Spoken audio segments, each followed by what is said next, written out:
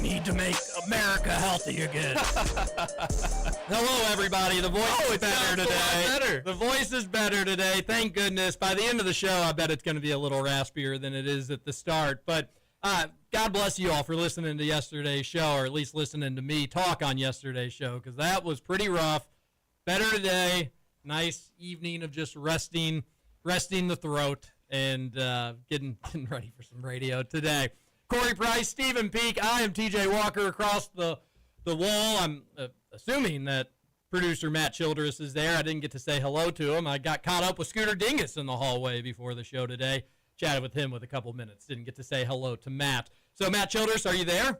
I am here. That's huge. Huge news. Ready to go. You may have me do all this work pre-show to, get something ready for you guys. I didn't even come to say hi. Well, I should have said hi. It just got when I eventually got done talking with Scoots and hearing about his 112 on the golf course yesterday, or 109 on the golf course yesterday. Rough outing. Terrible. I mean, really, really bad. But it's still better than a day at work. So after I got done with him, I heard Brian Good giving the weather report, and I said, "Uh-oh, I gotta get into my station here and get ready for some radio, and more importantly, some trivia." We got Corey Price in the house. Corey Price, what's up?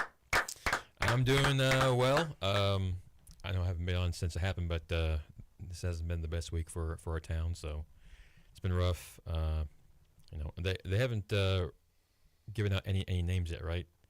No, but as you would imagine with Louisville, I am starting to kind of hear some of the names, or just a family friend of a family friend knew that sort of stuff. And you imagine that would happen, being a somewhat small, big town here in Louisville. And yeah, devastating updates as you get more. They are not looking for any survivors anymore. There are still, I think, some unaccounted people, unfortunately. And I think 9 as of right now. Yeah, I heard 9. It was at 16, I think. Yeah, it was 16 yesterday. So did they get in contact with? Did they find the other 7 people, or? Yeah, I was wondering about that, because I thought I heard it was 16. But again, some of those things we don't really know how they're counting them up. It could have always just been 9. So yeah, man, it's just worrisome, because I haven't heard any names, and it could very well be someone I know. So it's rough. Just it's awful. Yeah, I heard about. It's just you figured. I think I started whatever day that happened saying, like, it's horrible, a day we'll always remember, but thankfully it could have been worse in terms of just like the number of people that were impacted. But that being said, people that just weren't weren't even at the airport are getting impacted by this. There was a child who lost his life, which is just absolutely devastating and heartbreaking. I know somebody who was an electrician that goes to that part of that part of town once a month to just do some electrical work, and he unfortunately was impacted. Just terrible. It is terrible, and it hits obviously close to home when it happens at home. So we are still thinking about the UPS family, all those impacted by the tragedy of that plane crash, and yeah, it's heartbreaking stuff. So we are going to have a fun show today, though, and Corey, it's nice of you to just start the show where your heart's at. I think that's always important. We do have some breaking news, some good breaking news, which is exciting. We could get over to that, and that is Mark Pope talking right now, and he says that Jalen Lowe should practice today. He's been practicing and is expected to play tomorrow, have his season opener against Valpo. No longer the Crusaders. They're the Beacons, right? Are they? It's so dumb.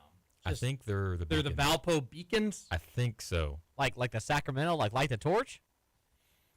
I'm not sure, but are we ready? They are the Beacons. Are we ready to get low? Get Jalen Lowe. Just get low in general.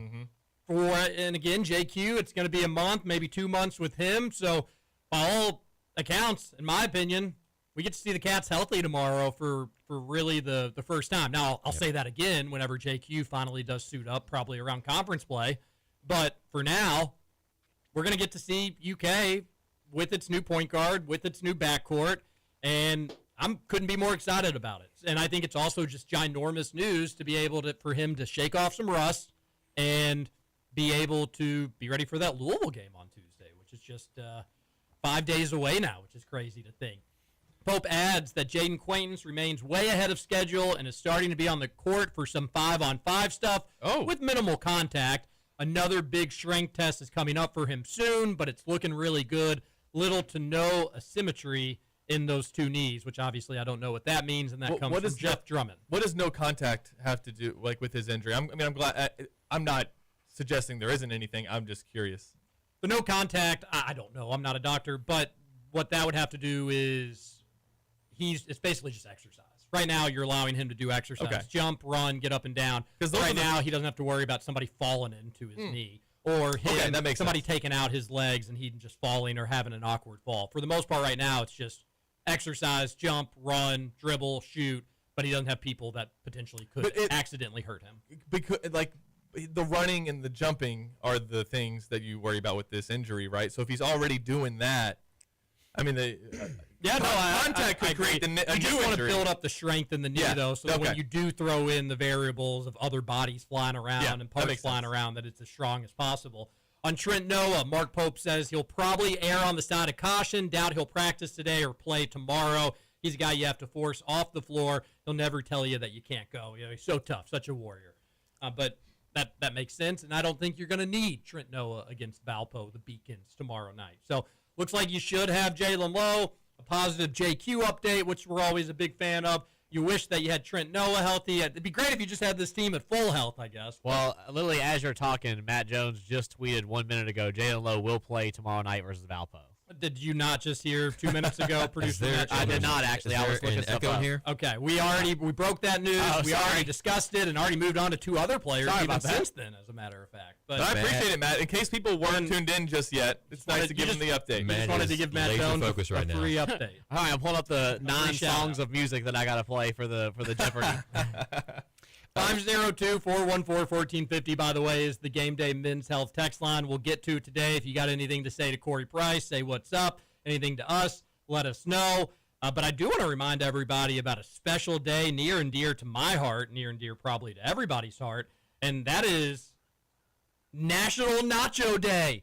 It's lunchtime, and you need to get over to Salsaritas for $5 nachos. I had my friend group, and they were like, Happy Nacho Day. I'm going to a Salsaritas competitor where they have $6 nachos. Well, this is 5-minute apps. This is $5 nachos at Salsaritas. 5-minute apps. You're not going to get a better deal on nachos in this town, and they're wildly addictive chips. Sometimes I actually think this is kind of fun. They load up the nachos so much that their poor little chip can't even hold the weight of all the meat that they put on it. Most of them can, but sometimes. They have soft chips. I love wildly addictive chips at Salsaritas. So they're $5 nachos. So they're my chips and nachos? Nacho chips. Is that true or false, Corey Price? That's true, actually. It's true. You guys know that Jalen Lowe's playing tonight? What? Yeah. Thought I'd break the news to you guys. Producer Matt comes back. All right, but we do have an update on Trent Noah. The stuff with JQ is huge because I think Moreno has played his way to where he should get more minutes than Garrison. But I fear that in close games we can't have him on the floor because his free throws are just atrocious. I mean, yeah, they're really bad. I think 1 for 6 on Tuesday. I mean, it's just he's got to improve that because I think besides that, I think he's playing better than Garrison right now. Yeah, no, I love Malachi Marino. I am super excited about what he can bring to the phone. You may want to get that sound a little away from the microphone, or push just the microphone away from the sound potentially. Sorry. No, you're good. But we can even play a little Mark Pope. Did I send it over to you, producer Matt? I don't think so, but I have it right here. I could just pull it up really fast. I did. I sent it over now. Has Mark Pope said yet if Lowe's playing on Friday or not? Matt? I've seen it up there. Yeah, I heard from one Matt Jones that he is playing. Okay. All right. Just want to make sure. Corey Price, you wanted to take some time to talk about Nancy Pelosi and a goodbye message for her. I think you said you texted me that. I mean, what more can I say about Nancy Pelosi? After 137 years in politics, Nancy Pelosi says it's time to ride off into the sunset. I mean, her and Mitch. I mean, they've been my two go-tos since I've been born. Well, we also have your heroes. I mean, when is for the rest of them? Chuck Schumer. Who was the Dianne Feinstein who was voting as she was dying? Yeah. Yeah. I mean, thank you for your service. Please get out. Term limits. Yeah, and they don't even have to be 5 years or 10 years. I don't think they get office for 6 years, right? So I think so I think like maybe like 4 years? four terms. Yeah. Yeah, you get 4, and then because there is something about having some continuity and not having to learn on the job every 6 to 12 years. That you have some people who are a little experienced and seasoned. That is probably a good thing. But do we need them doing this for their entire lives? No, I think you Yeah, get look- 3 terms at 6 years. You get 1 adult lifetime in politics. Oh, there you go. You get That's- 18 years, Yep. and then did Yep. you impact any lives? Did you make lives better in those 18 years, or did you make them worse? Nobody really cares. Well, there's I also. mean, Sorry. go ahead, TJ. I do want to say though, seriously about Nancy Pelosi. She was the first woman speaker Yeah. in office. That is awesome. Yep. And I thought Taylor Marjorie Greene, who is on the opposite side of Nancy Pelosi, said it pretty well. She was incredibly effective, and she was great for her party. She got a lot done for her party, even though she was in office entirely too long, even though I disagreed with her on a lot of things. She was effective. And again, the first woman speaker in office, she kind of broke that glass ceiling and then made her presence known, no doubt about it. So I will, again, I don't think politicians should be in office for 40 years. I think that's an absolute joke. But she was successful, and she was historic. Should there be? There's an age that you have to be to become president. Like, is there like something you can do about the median age? Like, you should be this close to the median age of the population. No. Because you're governing, everybody. But also, if you're 85, is that what Nancy Pelosi is at 85? I think so, yeah. I mean, when you're like helping create policies that you're not even going to be around for. Oh, I know. Does Mitch McConnell have any kids? Does he? That's a good question. I don't think Mitch McConnell does have. Or okay, he does. I think He does have 3 everyone kids, but it's in always the shocking. Commonwealth are his kids. It's shocking how many people in politics don't have kids. Not that I think that needs to be a prerequisite to be in office, but it is always fascinating to me. You get all these geezers and people that are super old in office and they don't have any children. I don't think Lindsey Graham has any children. It's like, well, what future are you trying to make better for who? Right? Like, if you have no stake in the game and you're just lining your own pockets and you're not worried about the next 20 or 30 years because you'll be dead, what are you doing? Who are you doing it for? Well, they're doing it for themselves. Yeah, obviously I'm a it's big fan of political term power limits. and how much money they're getting from. What's the salary again McConnell's for 83. for a senator? What is the salary? I want to say it's like 200,000 or 230,000 or something like that. What if you had to? Because you don't have to go to Washington anymore. Like, we have Zoom. 175,000. You do not have to go to Washington D.C. So don't give me the whole I have to live in 2 places. I need this much money. I actually need APAC money because how else can I afford to live? You don't need to live there. You can Zoom in and vote. We can do all this stuff remotely, and then you can live in the state that you represent on its median salary. That's what you, and then that way you make laws that affect people who make the median salary where you live. What if? I think they do have to be in Washington unless they're excused. No, why do you have to be? Well, don't you want people together? Like the same way that we want to meet up as a radio show and talk Right. about our future, we could just do that over Zoom and text Do it messages. Do it once a month. Well, I think that's probably, Then they don't need a house You're there. probably then you asking can go and visit. they're in Washington very little, but they do have to be there. We still ever have so people in office that genuinely believe that environmentalism and like global warming was a scam. often. Ooh. Like Wow. that taking care of the Earth was a genuine scam Ooh. due to one party or another. Ooh, I may have to put my hand up here, producer Matt. Oh, he's one of them. Tell you some bad news.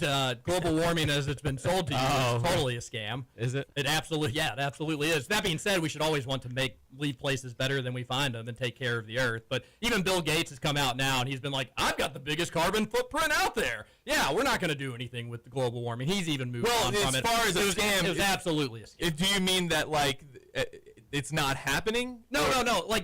Global warming in the sense that Climate the change is planet- happening. Like Climate change is Tornado happening. Alley has shifted because But of climate change. Not because of anything that we're doing. I mean, that you can debate on to an extent. We can, but it is more exponential. it is wild to think that a planet But that's yeah, been here forever just because we've got a couple cows farting that it's like, oh my goodness, everything's gonna go astray. It's just been one grift after another, and the grift's been going on for about 70 years. that might be true, but when 97% of scientists and the people who study it all across the world who aren't involved in U.S. politics are saying that it is happening and that humans are contributing to it, does that not give you any pause to think that maybe it is? I mean, So I'm not a scientist, but I'm going to go by I'm going to think what, the 90s. what should us Americans, our 20 and 30-year-olds do about the planet heating up?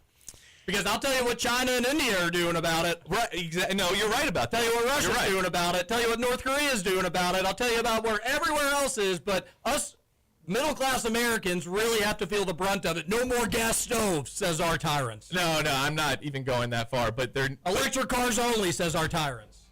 Like, no, what are we doing here? It's a grift. Yes, we should want to help the planet. We shouldn't want to pollute. We should want to make rivers clean. We should want to make water drinkable. We should want to make the air breathable.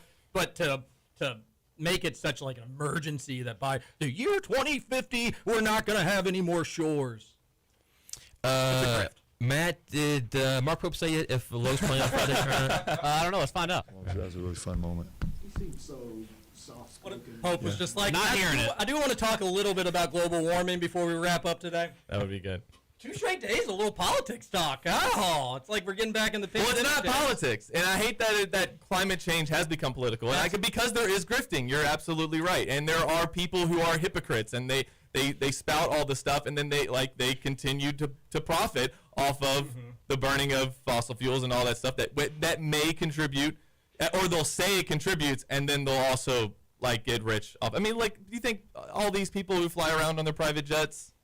I mean, They don't care. no, I mean, they don't care. They say that they do, but they don't. I said this about 10 years ago on climate change. Once America loses its water parks, I think then it may be time to worry. Because how can we seriously scold people and then you just look at any old amusement park and think about the electricity being used there and the water being used there? That can't be great for the environment, but we do it. Nobody bats an eye at it. It's fun. We love it. So until we lose those, I think everything's going to be okay. But you should want to leave places better than they find it.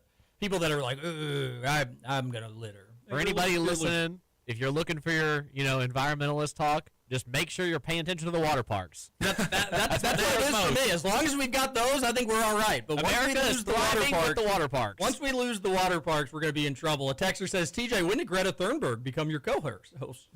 Greta Thunberg has moved on to the Palestinian-Ukraine conflict, or Palestinian-Israel conflict. Global warming and environment has taken a pause for her activism at the moment. I would like to play a little trivia. Do you have anything on what we've talked about to start the show today? Me? Mm-hmm. No, I'm also ready for some trivia. Wow, some more breaking news. Journey's 2026 tour includes stops in Lexington, Cincinnati, Indy, and local John. Journey's going to Evansville. Yeah, but Steve Perry's not a part of the band anymore, so it's kind of. It's the Final Frontier tour. And oh my gosh, I mean, if they're not going to your city, it's kind of embarrassing, honestly. They're going everywhere. Not Louisville, though. But they will be in Lexington March 22nd. A little March Madness journey, if you're interested. What's your favorite Journey song? Don't Stop Believing. What's yours? Separate Ways is pretty good. Separate Ways is good. Who's Crying Now? Open Arms. You can go Living on a Prayer. After All These Years? After All These Years is a good one. Faithfully. Wheel in the Sky. I mean, you can keep going. I mean, they've got bangers, Yeah. Wait, they plan to go separate ways? Oh, I didn't know that. They're in a farewell tour. Just breaking news. Matt Jones says that they're going to Evansville. I think they're going to cities that I'm a big fan of their song Boston. They're going to cities that have a nice carbon footprint, I believe. That's where the tour's going. That's good stuff. All right, let's take our first break and then come back, and we're just going to get so knee-deep in trivia, you're not going to know what's happening. 1 hour of trivia, or I guess 35 minutes, coming up next on The Big X. Stephen B., Corey Price, producer Matt Childers, TJ Walker, back after this. Say my name. You acting kinda shady, ain't calling me baby. Why the sudden change?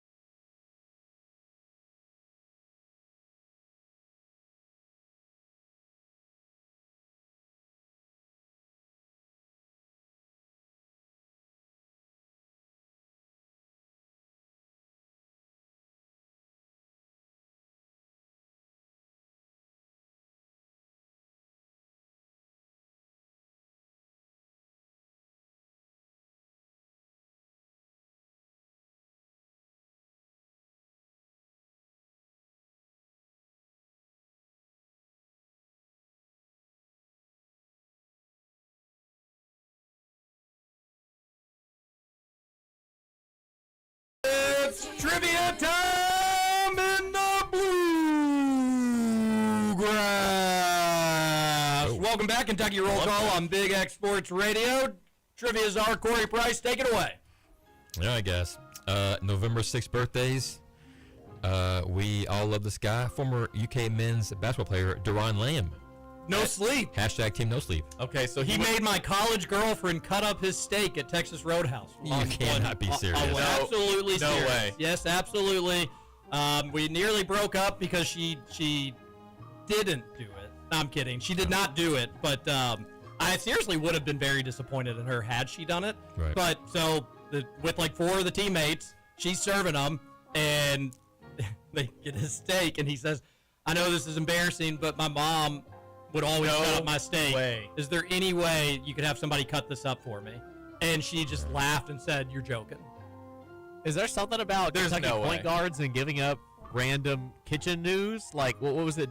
Was it De'Aaron Fox who said he doesn't know how to use a blender? Or It was a can opener. a can opener. That's right. I forgot about that. but they're tricky though. that- Not being able to cut your steak is. I think he was probably just flirting, would be my guess, and Yeah. just like trying to make conversation. He's got but 3 teammates there. They could probably handle it. still an embarrassing. I think she even said that. She was like, "Why don't you?" How have many Kentucky basketball players does why it take? Why don't you have make MKG do it? I don't know. I Yeah. couldn't ask another grown man to cut my steak. I couldn't do it. I believe he's my age. I don't think I'd ask. which would make him Grown either man or a grown lamb? 34 today or 35 today. Yeah, so he was 20 in 2012. I was 21, so he's probably turning 34 today. Yeah, Not turning 35. I don't want to. Okay, so what did you say? I mean, we have 3 guesses, so, So we may as well 34, 35. 33, and 35. I Yeah. guarantee we get there it. we go. He's 34 today. Come try to get me gone, praise the Lord. For his birthday, he can have a nice 12-ounce sirloin that might be pre-cut. We'll see. Next, actress Emma Stone. Whoa, Oh. sorry there, Emma Stone. You mean Hermione Stone? Okay, so when did that movie come out? Hold on, TJ. Superbad. Were you listening to 2001? Spears on Sports at all? I did, but I got in late for the birthday segment. I think the only birthday I heard was just all the old timers. So I did the same thing. I got in after they already said how old she was, but when Scoots did his rating, can you guess what he rated Emma Stone? Oh no! Does he do it out of 5 or 4? It's out of 5. It's out of 5. Is this as an actress or her looks or what? Her looks. Yeah, her looks. Did he give her a This 2? is 1.5. sexist, A 1.5? but, that's not very nice. Was she in Spider-Man? She was in Spider-Man, Yes. right? When did that come out? What about Superbad? Come on. Now. Oh, okay, Superbad. That was what, 08? Jules. Yeah, that's right. She was. You drink, Jules. You drink. The first Harry Potter movie came out in 2000 or 2001. Yeah, Superbad was Emma Watson. 2007. Who were you thinking of? I was thinking of Hermione. Is that not? I'm thinking No. of Emma, Emma Stone. Okay, so Okay. who are we guessing? Emma Stone. Jules from Emma Stone. Emma Hermione Stone. Granger's not in Superbad. That's Emma Watson. Yeah, Emma Right. Watson. All right, Emma I did the same Stone. thing. Jane Lowe was playing Friday again. I really thought you said Emma Watson. For Because what it was Stone and worth. Watson sound just alike. I know. It's You crazy. know, we'll go back on the tape. He only see if has you one misspoke headphone or not. on. I think that might be the issue. Yeah, like Happy Gilmore's cat. He's only got one sock. Yeah. All right, so Emma Watson, No, it was No, Stone. we're doing Emma Stone. 30, Jules. 37. You drink, Jules. Was she in You the? drink. So wait. She was. When did? Hang on. Did we already figure out when Spider-Man came out? Was that 2010? Which one? The Amazing Spider-Man. Ooh, that I don't know. That's They Spider-Man. all, All I they know all run is that together. Superbad came out in 2007. That's. Oh, okay. Okay. that's all I know. No. That's what we did. 07. Okay, it was super bad. How old do we think she was in Super? 18. No, older 17? than that. She's probably 23, 22. In 07, add 18 years to that. She's 40 today, Corey Price. I'm gonna say 38. No, yeah, 38. I'll say 42. Well, you had it right first, TJ. 37. But you recanted. But on that the was answer. my Emma. That was my Emma Watson. Well, yeah. Sorry. Next, actress. That's a bummer. Actress Sally Field. Who is that? Nope. No ideas. I will say Sally Field is 62 years old today. You all do not know who Sally Field is? No. Oh my Oh no. goodness. Tell us what movie? What movie? Man, she was in. Google says Miss Doubtfire. Sorry, I don't Mrs. remember the Doubtfire, All-Star cast, but Smokey- Mrs. Doubtfire. Smokey Did he play Mrs. and- Doubtfire? No, didn't the guy play Mrs. Yes, Doubtfire? yes. She was Robin Williams' wife that they got a Oh, that makes divorce. sense. Okay. Smokey and the Bandit, Steel Magnolias. I mean, people, come on. You can't Okay, be serious. I'm gonna say This is embarrassing. I already said 93. 92. It seems way too 93. young. All right. 93. 62 and 93. Meet in the middle of those Georgia Pines. 72. 79 today. All right, that Okay. was. We don't normally just totally whiff. That was an absolute. no idea who that. That was a Pat Kelsey whiff right there. All right, shout out to Sally Stone. That's right. Next, Saturday Night Live member, Bowen Yang. Okay. Is he the one that took I need over to- I need for to see Shane what- Gillis? I need to see what he looks like. He's the one that Shane Gillis had that job, and then he got canceled from SNL, and then I think it was Bowen Yang that took over. Bowen Yang started writing on the show in 2018, started being on the show in 2019. I don't watch a lot of SNL. Does he look old, TJ? Honestly, Bowen Yang? I hate every skit he's in. I feel bad. Like, Oh, wow. Yeah, there's That's only been a- like a couple that. That's a hot take. Yeah, I just said I don't know. I don't feel like he has very much range. He honestly looks like he could be right here in this room. He looks like he's our age, for what it's worth. Yeah, that's gonna be my what I sense. thought. Well, my age or your age? 'Cause People that's- forget you are that's- really. That's you're, a you're pretty lot big older. gap. Yeah, You and Sally Fields went to school together, right? that's right. Well, I'm gonna say like 32-ish. So 32-ish. Does that count? No, I mean, Okay, so I have to say 32 32. counts, Okay, yeah. 32. We already have a 34 today. I'll say 35 for him. Okay. He's turning 35 today. I'll say 36. TJ 35. That was a little cheating because I got to see what he looked like. And I just strictly guessed off what he looked like. 1 to 5. Bowen Yang. That's a 5. Yeah. Very, very attractive. Last of the birthdays, actor Ethan Hawke. Ooh. Okay. What's the first movie Ethan Hawke was in? The first one? Oh boy, I don't know about this first one. Was he in that scary movie that was named the scariest movie of all time? He was in Black Phone. Yeah, you're thinking of. I know who you're thinking. You're talking about Sinister, right? You're thinking of the other. I was what's thinking that that guy's he's name? 50. Okay, that's not Ethan Hawke. I I think forgot that what he's that guy's 50. name is. All right, yeah, 54. Good Oh, guess. that's what I was gonna say. That's crazy. Is this the right answer? 51. 50, 51, 54. 55. What time? He may not have been born yet. He could still, at this new- moment, be 54 years old. Play the music. 12:06 p.m. Eastern. Sorry. Well, before the show started, though, we were I good. talked to his Yeah. mom last night. It was when you wrote this, 12:06. when you wrote this, he was still 54. That's true. So I guess. Happy There's no fine print on trivia. Thank you. 55. All right. November 6th events. Matt heard this on Tuesday, so let's see if he can recall. Oh my gosh. The sports comedy film The Waterboy is released in U.S. theaters. Okay, that was like what? My dad took me to see that in theaters. I was entirely too young. You know how old you were? Yeah, well, I think it was 99. I was gonna say 99 also. It could be 98. I don't think it's 2000. I think it was a 90s movie. I feel pretty good about it being a 90s movie. Could it be 97? That means he would have taken me when I was 6. He did let me watch South Park when I was 6. Very Oh, poor that's decision bold. by Yeah, father. that's a lot more Worse than adult than. Waterboy. Yeah, I'm gonna go 99, but it could be 98. All right, I'll go 98. I'm gonna say 97. Stephen Peak, 98. The devil could try to get me, gonna praise the Lord. Awesome film. The Chicago Cardinals defeat the Providence Steamroller 16-0 in the first night game in NFL history. The old steamrollers, huh? Steamroller. Steamroller. Just the one. It's just one. Just one steamroller. By the way, Waterboy, Louisville gets a mention. In They that. did, yeah. SCLSU beats the living tar out of them, which I enjoy. Did they, or was that one of the narrow wins? No, they Okay. blew them out. Some of the scores are like 7-2. But why or does something like that. one great defensive player make the whole team suddenly from terrible? It's a like movie, last, Stephen Peak. It's a Okay, movie. okay. Because he's such an elite defender, it leads to offense. It's the culture. He brings a good culture to the locker room. It kills me because like when they're at the end of the movie and they're like, "How do we beat this guy?" They just start punting and they're forcing them to play offense the whole game. I love it. That's smart. I love it. Farmer Fran. He's an underrated character in Waterboy. Mark Stoops was the coach. Farmer Fran? First night game in NFL history. Yeah, we have to answer that one. What year? Yep. 76? I don't know. Before that, That'd be it's way gotta- too late. Yeah, you're right. let's see. Say 50. What were the teams again? What cities? The Chicago Cardinals defeated the Providence Steamroller Not I'm roller. I'm gonna say 48. That's a good guess. Let's see. When did Wrigley Field get lights? Late, like 70s. Right? Yeah. That's why. When did Thomas Edison create electricity? When did President When did Mark Franklin Pope invent the say light bulb? that Jalen Lowe's playing Friday?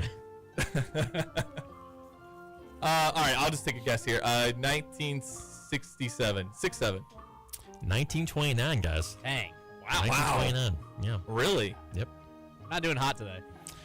Next, Rutgers defeated the College of New Jersey, which is now Princeton, 6-4 in the first college football game ever played in America.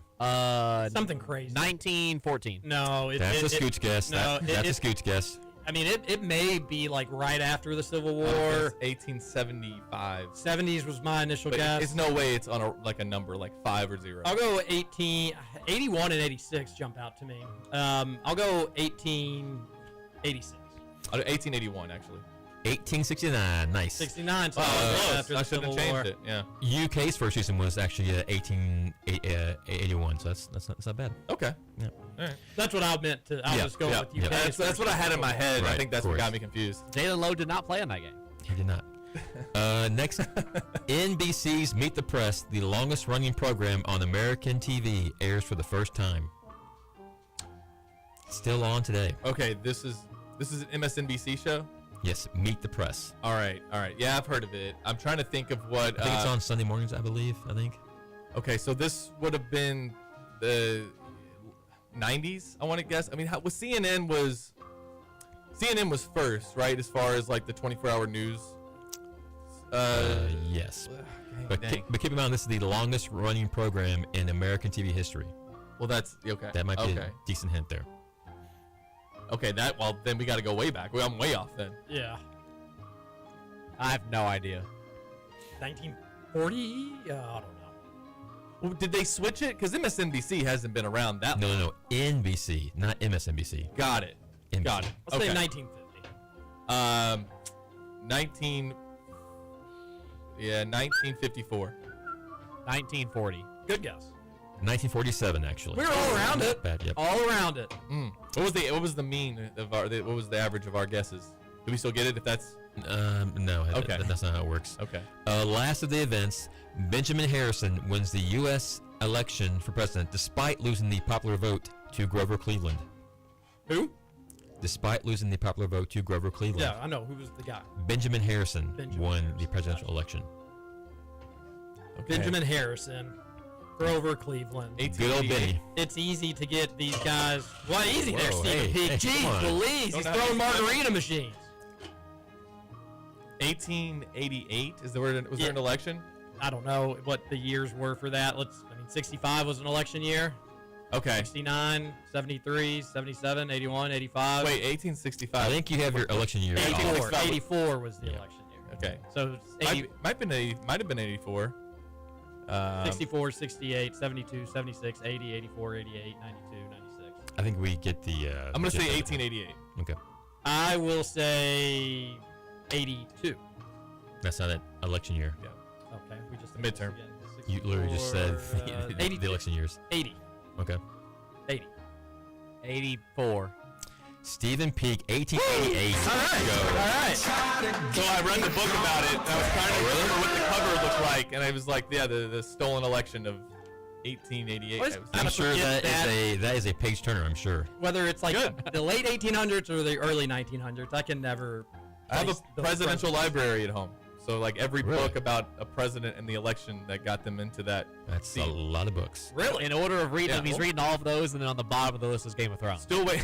Yeah, still waiting for a Biden book to come out. But yeah, so I try to keep up on the. It's kind of fun because you learn American history through these individuals. So Right, yeah. it's kind of was a fun experiment.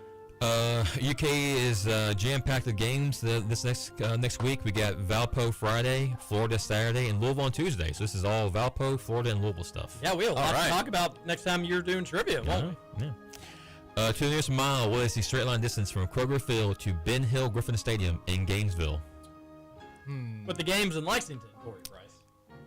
Is it like? Thank you. We're gonna go. And also, Lowe is playing on Friday. If I get this, might be a Scoots. Get 790. I think it's too much. Okay. I'm thinking. Driving wise, it's not bad, but once again, it's a straight line. Okay. Yeah, that's what it is. I'm thinking 490.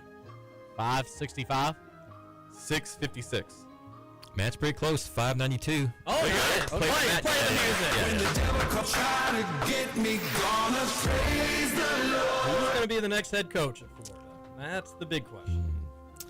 Name the 1997 supernatural horror film in which Kevin Lomax, played by Keanu Reeves, is a defense attorney living in Gainesville, Florida.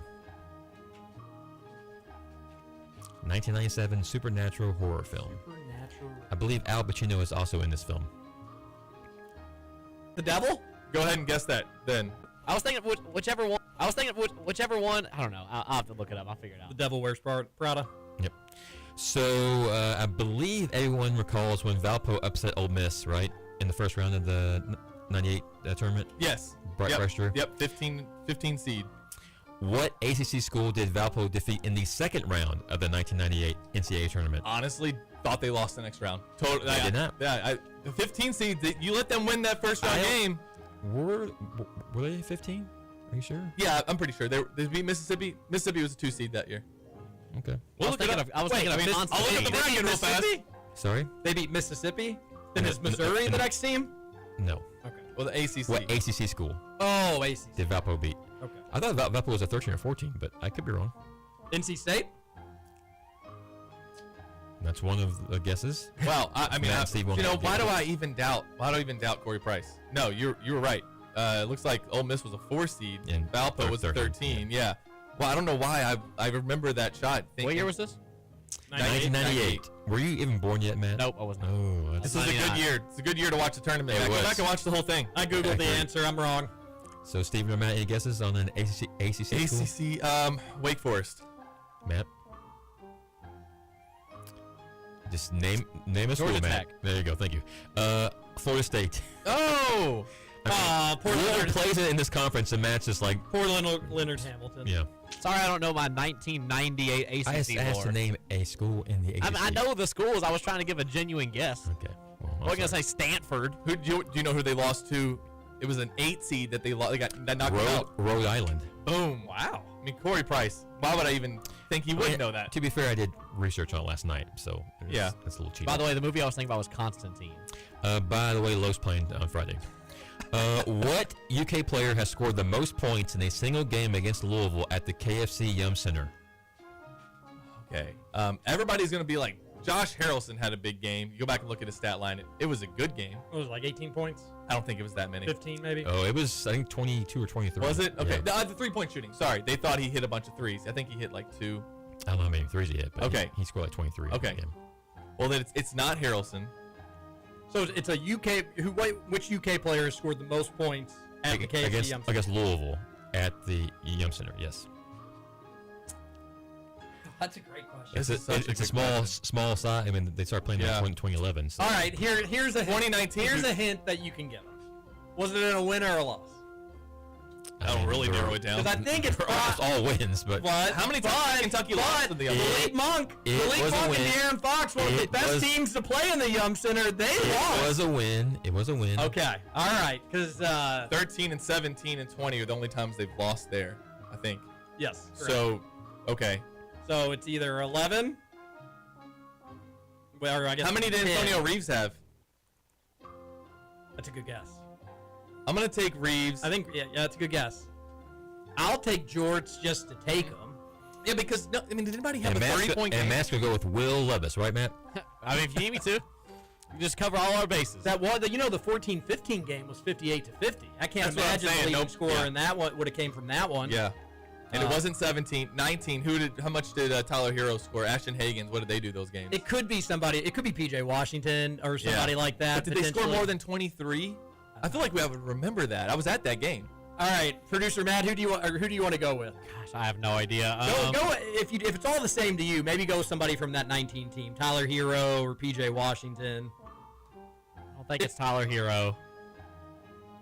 I'll take PJ. I'll take PJ Washington. All right, Josh Harrelson, PJ Washington, and you're going with Antonio Reeves. Antonio Reeves. I like that.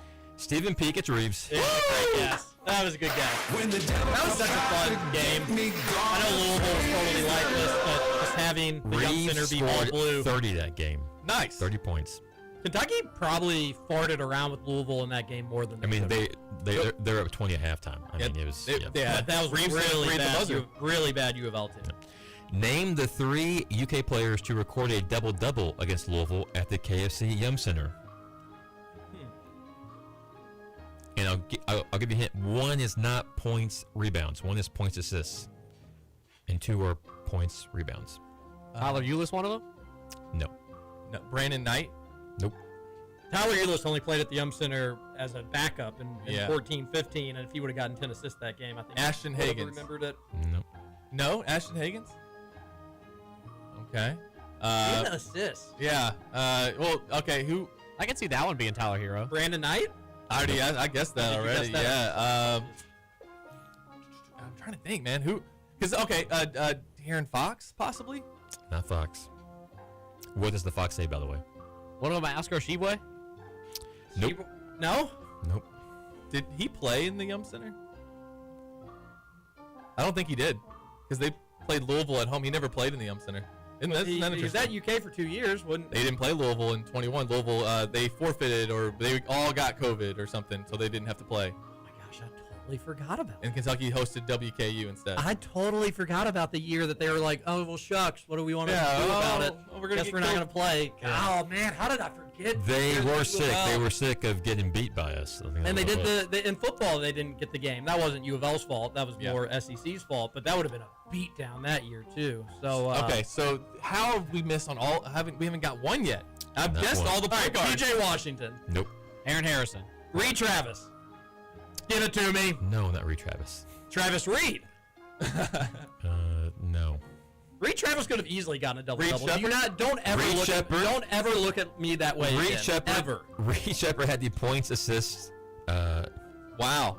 Okay, and he So- did that with after getting the bloody forehead. What did he hurt again? Did he get hurt in that game? Yeah. They pulled him to the side. He was bleeding down his face. So the last two Tyler are Eulis had points, the- rebounds. Yes. Points and rebounds. The last two are Willie points. and Cauley rebounds. Stein. Nope. He only played there once. No, he played there. Carl Anthony Towns. You mentioned one of these guys PJ on Washington. the previous question. Josh Harrelson. Bingo. Oh, why didn't I just All right, guess just Josh put us Harrelson? out of our freaking misery. Trey Mitchell actually Never had a ever double-double. would have gotten to in Trey the Mitchell. December So there's 2023 two game. double doubles in that game from Yep. UK players. Wow. Points, assists, and points rebounds. I know, crazy. Trey Mitchell. Yep. Shout, I probably should have guessed Olivier Sarr from that COVID game. He played really well. I wish he would have made that last second shot. Yeah, Name He this. missed so many last second he shots. did. He did. Name this national popcorn brand which got its start in Valparaiso, Indiana, in 1970. Orville. Orville Redenbacher. Come try to Don't know if I can name another one.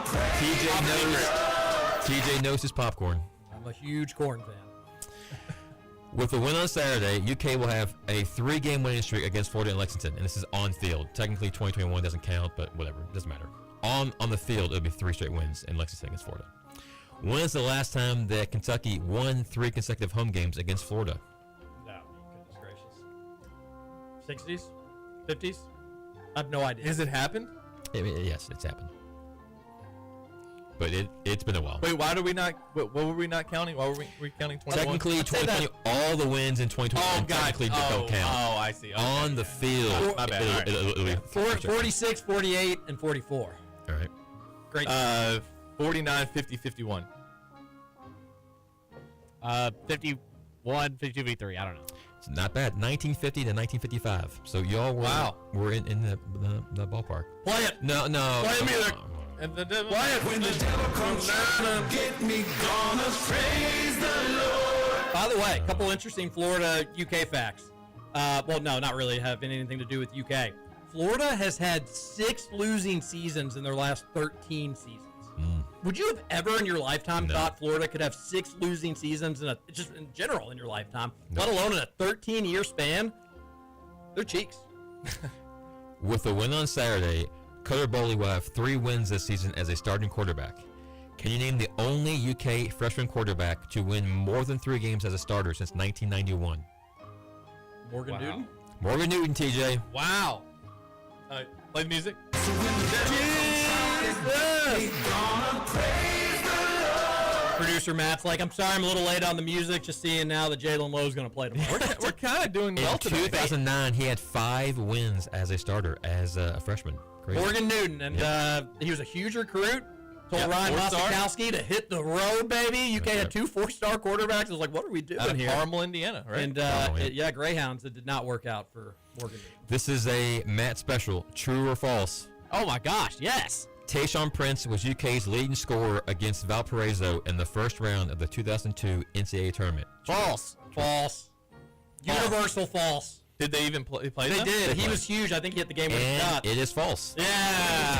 Try to get Yeah, we went down to the wire with Valpo. Keith Bogans was the leading scorer of that game with 21 points. Why are they playing so many close games? Like St. Bonaventure played them close, and With Keith Bogans and Tayshaun yeah, that Prince. team was and so the- loaded. Why were they players. struggling so much? Oh, I don't know. Last one, as of today, was the current combined age of Bryce Drew, Donovan Mitchell, and Tim Tebow. Of course, that's one alum from each of the schools, Valpo, Louisville, and Florida. Okay. All right. Bryce Drew, where's he coaching? Grand Canyon. Grand Canyon. Thank you. Hang on, he was 22 in 1998, right? Okay. Or 20 to 22. We can kind of guess. All right. So add 17 years. So 39 for him. No, he's not 39 years old. That's horrible. That's horrible. Nick That's Roush horrible. math. I need to add. I need to add another 10 years to that. 49. 49 or yeah. Are we still? Okay. All right. Yeah. Okay. Still actually kind of seems young, right? Yeah. All right. We'll roll with that. Okay. Then. Bryce Drew, Donovan Mitchell, and Tim Tebow. Hey Matt, did Donovan Mitchell? Did he leave Louisville his senior year, or did he? He left early. He left, Okay. he left early. I think it was his junior year. What year was that? 2017. No. Maybe. It was either 16, 17, something like that. So you might be right on. He left after 17. Okay. So he would have been like 21. Add 8 years. So he's probably about 28. I think that's good. And then Tim Tebow in Tim Tebow. 2007, college game day. 2009, he was getting knocked out by Taylor Wyndham. That Jets. was his Wait, senior year. That was 09. Let's just say there's 22 or 23 in 09. Add 16 to that, so he'd be what, 38, 39? So I've got a 49, I've got a 28, and a 38. So let's just say 50, 30, and 40. 120. I'll go 120. I'm sitting at 115. Doing just a little bit of math here. 116. So 115, 116, 120. 118. Here's the breakdown. Mitchell is 29. Tebow is 38. And Drew is 51. 29, 38, You're 51. off by 2 on Bryce Drew and 1 on Donovan Mitchell and 1 on Tim. Do we have Tebow. a quick time for a dozen? Yeah, we certainly do. I've got to get it pulled up and get it going. Well, let me get the wrong answers first, so Yep. it's just easier to do it. Which is so, easy. You boys just Easy riff for 20 for you, seconds. by the way. That's We nice. winning? We winning on That's- Saturday, that's Corey? Very nice. How do you Yes. feel about these games? Tomorrow, Valpo. I mean, Saturday against Valpo. Florida. Florida's still a 3-point favorite, by the way, in that one, and then the Louisville game on Feeling good because Jalen Lowe is playing. Breaking news. Valpo blowout. I'm actually going to the game Tuesday against Louisville, so I'm pumped about that. Sweet. Depends on how well Lowe plays, I think, on Tuesday. And I actually think we can beat Florida on Saturday. I do. College basketball is going to be your first question. Okay. Yeah. In 2021, Sauce Gardner won the American Athletic Conference Defensive Player of the Year award and helped this school make the college football playoff. You said college I said basketball. college basketball.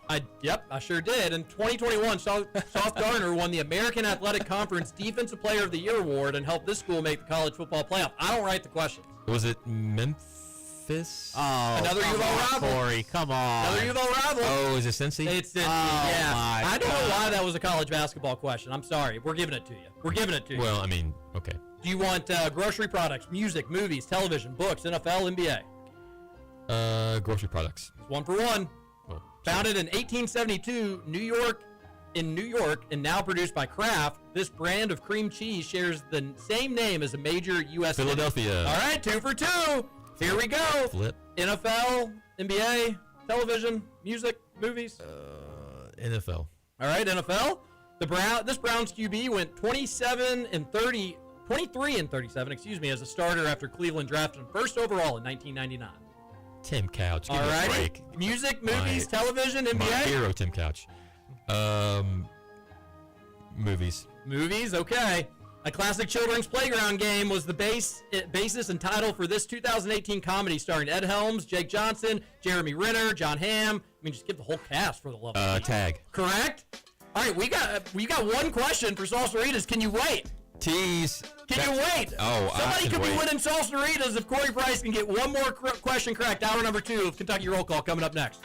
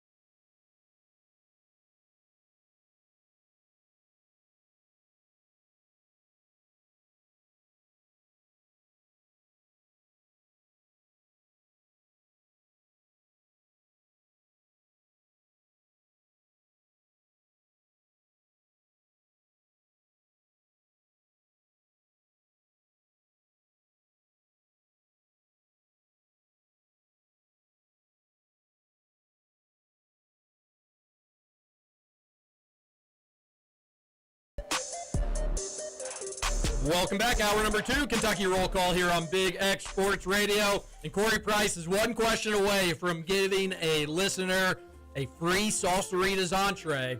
You nailed the NFL question. You got the college football question. Sort of. Kind of. Grocery products, you knew exactly what kind of cream cheese they were talking about, and you crushed the movie one. So do you want books, television, music, or NBA? Let's go NBA. NBA, okay. This Western Conference team has technically won the NBA lottery a record 5 times, but twice the picks were conveyed to Cleveland via previous trades. So I would just say, like, what team historically in the West has Sacramento Kings? always been pretty bad? That's a great guess.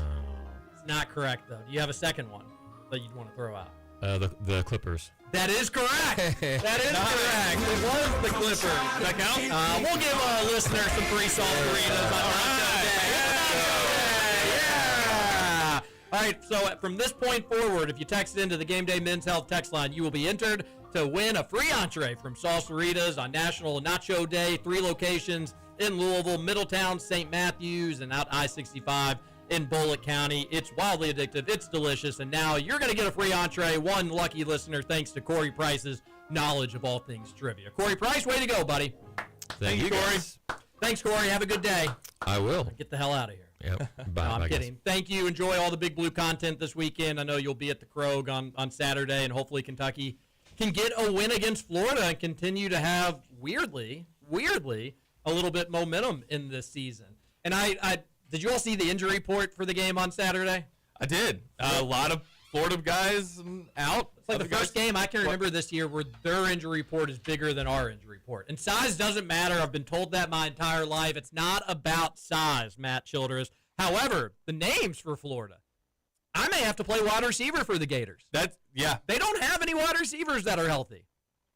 This is setting up where Kentucky, because looks like DJ Waller's probable. Did I see that correctly? So he could be back. Yep. And then Florida doesn't have any wide receivers. This is setting up, TJ, for Kentucky to maybe end that SEC at-home losing streak. And that puts them in position to where you got 2 shots at going to a bowl. A couple things here. I really can't believe that Florida's still favored. And, bet responsibly, and some big betting news, actually, as a matter of fact, today. Maybe we'll get into that today. Maybe we don't. But, I can't believe the over-under is above 43. That just seems too high. Georgia and Florida combined for 44 last week. Do we think Kentucky's offense is going to be a little bit more potent than Georgia's? I sure as hell don't. But a couple things. Florida's a 3-point favorite. I think Kentucky wins on Saturday. However, I may have like a slightly spicy take. Oh, I can't wait. It's actually not. I think I grew it a little too big in my head. If Stoops doesn't win on Saturday, Barnhart, just get rid of him. Like, we don't have to drag it out anymore. You should not lose that game. You shouldn't lose the game. Florida's fired their coach. Their entire offense is injured. The weather in Saturday, they're lucky that the game, maybe we're all lucky. We're all lucky the game's Saturday night and not Sunday morning.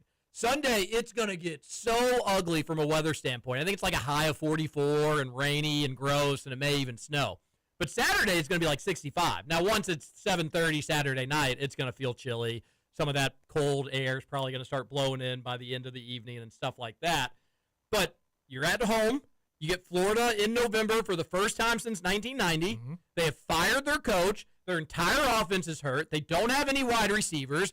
UK, as miserable as the last year and a half has been, you have a little light at a bowl game. You beat Florida, you beat Tennessee Tech, and then you get 2 chances to go to the postseason. You have to win this game Saturday. And I know so many Kentucky fans have already checked out of the football season, and we hear it on the postgame show. We hear it on the Game Day Men's Health text line of, if it's a chance that Stoops is back next year, I don't know how I feel about it. Forget how you feel about it. This is a game that Kentucky football should win. Forget about the circumstances of both teams. Just from a talent standpoint, Kentucky can go toe-to-toe with Florida. And then they have a little bit more to play for than the Gators do. And it's at home. And a postseason is potentially on the line. Florida's dead. You have to win that game. You just have to win it. So you think that if they don't... They haven't won a road game all year. You just have to win the game. You think if Kentucky doesn't, that could be enough. And I think here's why you're probably right, though, is because that would mean that they're not going to a bowl game. I mean, yeah, could they beat Vanderbilt and Louisville.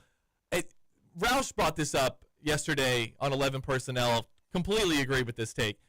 If you took each of these games individually, I like Kentucky's chances in all of them. That might be a little too optimistic for some people, but that's how I feel too, that in a vacuum, each of these individual games that are remaining, the last 4 games, Florida, Tennessee Tech's good, but come on, it's FCS. Shouldn't have a problem there. At Vanderbilt, at Louisville. Those last 2 games, obviously, way tougher than the first 2. No doubt. But don't you feel the same way that in an individual matchup, Kentucky could win those games? They could. I'm not saying that they will, but they could. Can you win 3 of 4? That I don't know. I can't believe this I'm is the saying easiest one outside of Tennessee Tech. And producer Matt, I'm not meaning this as any disrespect, but I actually don't think Kentucky can beat Vanderbilt. Like, it's sports, so obviously anything can happen theoretically. But I think they have a much more likely chance of beating Louisville than they do Vandy. Yeah, I agree with that. And what if Diego Pavier got hurt or something happened to Vandy? Well, that would change the dynamics, no doubt about it. But I really, sports are about entertainment, right? And it's about just having something to look forward to. If you beat Florida, I'm assuming you don't trip up to Tennessee Tech, which that would end things right there if he did. I really kind of want to look forward to the Louisville game mattering a little bit. I want that. Like, as a fan, I kind of want that. I know so many people have just given up on this football season, but that could be a fun little Saturday where, all right, Louisville's in the college football playoff conversation, but does this pesky Kentucky team, and they probably wouldn't, Louisville, rightfully so, would be favored in that game, especially being home. Mm-hmm. But that would make, right, we want to be entertained in sports. That sounds entertaining to me. Yeah. Having a rivalry game means something. And I hate the game at the end of the year, but this would be something that is kind of weirdly exciting. You have Mark Stoops potentially coaching for his job, Kentucky potentially playing for a postseason bowl, which I know like nobody really cares about going to the Pop Fart Bowl or anything like that, but it's something. I care. I want to go to. I'd rather go to a bowl than not go to a bowl. Yeah. It sucks sitting out last year. So you have to beat Florida to set that up. You have to beat them to get that opportunity, and it's not really even all that hard of a thing to do, especially with all these guys out. With all those guys out, they're going to run and run and run the ball. Another reason why I like that under 43 for what it's worth. They're going to Florida, and they should run the ball. Their running back is incredible. But what has Kentucky been good against this year? When teams try to focus on the run, remember the Texas game? I do remember the Texas game. Teams can't run on Kentucky. What you can do is pass all over them. Go long. Pass all over them. However, Florida don't got no receivers this week. So you got to win it. It's setting up well for Kentucky, and this is classic Mark Stoops where he's going to let me down. And then on Monday, if he does, I won't have – it's all over. It's all over. Not because you lost to Florida strictly. He will not get fired at the end of the game, though. Well, you're probably right about that. I think the Auburn win probably at least I think that ship has sailed. It's too late now. Yeah, well, if you had lost Auburn and then Florida, I think it could have happened, but my guess would have been that it wouldn't have even then. So I agree with both of you all. But at that point, there's no drama. If you can't beat a lifeless Florida team that has no players at home on a miserable season, coming off a miserable season, then there is no drama left in the final 3 games. You're making a coaching change. It's just a matter of when. What is Florida could technically also get to a bowl. I know that their expectations obviously are a little bit different, but they win that game? That's what, their fourth win? Yeah, they have a pretty tough schedule to close it out. Yeah, they've got to get 3 more wins to get to a bowl. Kentucky's certainly doable, but then it's at number 6 Ole Miss, and then it's Tennessee, and then it's the rivalry game against Florida State. So if they beat Kentucky, they're in a similar boat where if you beat Kentucky, I guess it's feasible. But they ain't winning at Ole Miss, so that's their 6th loss. And then are they beating Tennessee at home? They actually do play well against Tennessee, even when Tennessee's better. They are to Tennessee what Tennessee is to us. And then Florida State, they could win that game. So, yeah, they're still playing for some kind of postseason. But do you think that, if Kentucky gets a second-half lead, that you could see some of the Florida Gator players like, am I really giving it all on this play? Oh, yeah. No, that I would think that is certainly feasible. I'm amazed at how much that happens, honestly. You would think that how many games do you get to play? You work hard all summer. Do you really want to go out there and just not give it 100% in the games with the fans there, with national TV audience? That's all. But that happened with Kentucky last year, did it not?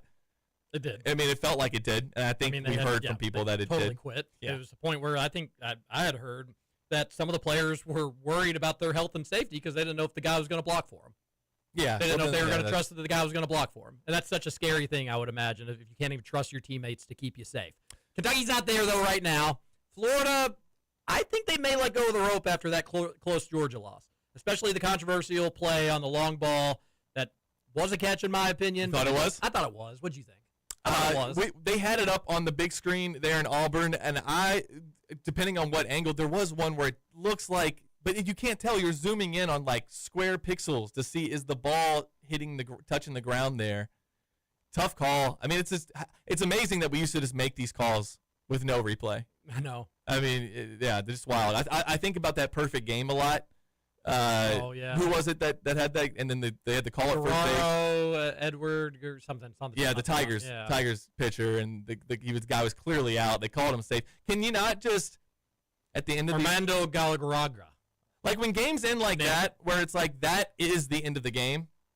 That actually would be the end of the game. You should be able to change those calls. Anyways, yeah, not to get off on a random tangent. Well, about actually, that's a decent little segue. Point being, blood in the water. Take care of the Gators on Saturday night. I will be furious on Monday if you don't. I just will be. That's a game you need to win, Mark Stoops. Speaking, though, of challenges, do you know the NCAA rule book this year for coaches' challenges? This is for football? No, basketball. Basketball. Yeah, so switching gears over to basketball. Okay. No, I don't. Okay. A couple things to remember this year for basketball. Kentucky takes on Valpo tomorrow night, and then Matt, Louisville's back in action tonight at the Yum Center. Is this a 10:30 p.m. game tonight? Actually, I think it's about 1 a.m. Okay. Nice. So please tell me it's at 7. They though, in actually all let people seriousness. bring in like sleeping bags and stuff, to It's take a nap. lock-in at the Yum Center. Exactly. I love it. No, I think it's at 7 p.m. Good. It should be at 7. And there's some high school games tonight as well. So It's also on ACC Sports Network Extra, so you can actually watch this game if you have any TV provider at all. If you have the ESPN app. it's going to be on my YouTube TV? Not on YouTube TV, but you have the ESPN app. You can connect it to YouTube TV, and they allow you to watch it. Did you see where they weren't allowing people to do that? Yes. Did that happen to It you? was me. Yeah. Yeah. Oh, did you ever get that fixed? So I had enough people tweet me and say that ESPN did. This was all so calculated by Disney and ESPN. I actually have another weird take on that as well. All right, hold on. We got to get our ducks in a row on all this. Coach's chat. If this was like, pardon the interruption, and you had the little show topics. Yes. All right, let me do the coaches' rules for college basketball, and then we need to get into Disney. And then producer Matt, folks, he has come up with a game for Stephen Peak and I. Oh, I can't wait. If you remember the good old-fashioned Halloween clips saga, this is similar. I told producer Matt, hey, come up with a game for us. And I gave him no direction, no instruction. I have no idea what it's going to look like, but it will be fun. I know that because producer Matt's doing it, and he's a creative cat. So I look forward to that. So I will tease it really quick. Oh, okay. So I didn't give you guys the topic because I didn't want you to research it. So it has to do with professional players playing in college basketball. Professional? Oh, well. So like the guy that U of L just signed. No, yes, of course. Okay. It has something to do with that. Very exciting. Very exciting. All right, so here's first with the coaches stuff. And our good friend from Rupp to No Good, Buddy, tweeted this out there. Coaches' challenges in college basketball. Coaches can challenge out of bounds, basket interference, goaltending, restricted area plays. So like charge block sort of deal. Okay. The last 2 minutes of regulation and overtime. No challenge necessary on any of those except out of bounds plays. So in the last 2 minutes of regulation or overtime, the officials can go see, was that basket interference? Was that goaltending? People remember when UK got cheated against LSU on the goaltending play? Or was that a block or a charge? I think his foot was in the restricted area. Let's go check it. The refs can. But the refs, and I'm so happy about this, folks, the refs can't instantly just wave their little finger in the air after every out-of-bounds play in the final 2 minutes and then take 3 minutes to go look. Okay. So they can't do that anymore. I like that. The that. only time that they can do that is when a coach challenges it. And a coach will only get so many challenges. And then out-of-bounds plays, coaches must challenge. Officials cannot initiate review at any time in the game, as I just said. So I love that. I was so sick of the final 2 minutes of a college basketball game and these goobers going to review every out-of-bounds call. It just took forever. So this is welcome changes to college basketball. The coaches have to challenge it. In the NFL, they have the red flag. They are giving college basketball coaches just bricks to throw at the officials to initiate the challenge. So I think Mark Pope will have a good time with that. I don't think they're going to do any flags, but I do remember when Mark Pope was like, "Can you give us a flag? I would want to throw a flag at a ref. I think that would be fun." So I wanted to give an update on that. I wonder what they do add, because I know in volleyball they have like the green card. They do have the green. Yeah, I think you just have to like tell them, like, I want to use a challenge or something like that. But no, I agree. You need like have a ginormous flag that you have to wave. I want to add a change into not only college basketball but NBA. You know how like the challenge motion is like they like spin their finger in the air and that's how they want to look at it. I wish that those would be like timeouts, where like if a player or a coach does that at all, that is a legally binding contract. Whereas like if you don't have any timeouts and you put the tee up in your hands, that's a timeout. You called it. Yeah. So that you don't just have like 10 players on every single out of bounds last 4 minutes just swinging their fingers in the air over and over again. I want that to be a legally binding contract. I like that. I'd be down for that rule as well. On the basketball front, by the way, I'm not sure how I missed this, but Mark Pope says Reese Potter's going to redshirt this year, and Braden Hawthorne may do the same. Smart. I totally agree with Reese Potter. That seems smart to him. Do we ever end up seeing him play in a UK uniform? And then Braden Hawthorne, I don't think that's going to be a dude who's going to need a redshirt eligibility year. Might as well, I guess, But just in case he's if not you're not going to going to play, Yeah. what's it hurt? I to was do that? surprised they added him, honestly. I think they just want him for next year. I think they Yeah. just want to see what he could turn into, and then have the inside track on keeping him if he's a baller, and if not, no harm, no foul, right? You let him go somewhere else. Gets a lot of Tayshaun Prince comparisons, even from Coach Pope. As of now, you will not be able to watch the UK game if you're a YouTube TV customer tomorrow night. I did tweet that out just about how I have ESPN Plus, separate from YouTube TV, like its own entity. I pay for it because I watch a lot of sports, and I have YouTube TV. And when I just think it was total and complete BS that when I would try to, forget about YouTube TV. ESPN app, by all accounts, I'm not a YouTube TV customer as far as you're concerned. But it had my TV login in there, and it wouldn't let me get on. That didn't have to do with some sort of conspiracy behind they know I'm a YouTube TV customer, so they're trying to punish me. Supposedly, what ESPN did was a couple months ago, ESPN Plus, they changed it where now it's like ESPN All Access. It's a different plan, and it costs like $6 more. So if you don't have that, you don't have the access. I thought I had the access. I don't. So now, basically, I have to buy ESPN's just all-in-one platform stream, or I don't get it. So the ESPN Plus thing is now just totally worthless. Because That makes no sense. What I'm spending money on is I get to watch like the replays for the 30 for 30s, and I get to watch. They throw me some games. That's all it is. That's all it's for yeah, now. but it's Basically, not the all-access thing that it used to be. Did they bother to tell me that? No, they didn't bother to tell me that. Am I upset about it? Yeah, I'm upset about it.